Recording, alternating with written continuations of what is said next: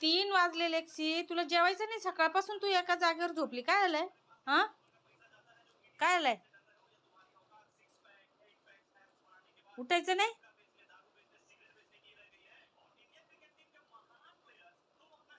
काय आलंय? उठ. एका जागेवरच झोपली तू सकाळपासून. हा, काय आलंय?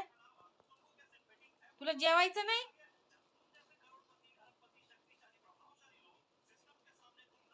हा, काय झालंय? जेवायचं नाही तुला? बिस्किट नाही पाहिजे? हा लेक्सी, सकाळपासून तू एका जागेवरच झोपले. आता 3 वाजले दुपारचे.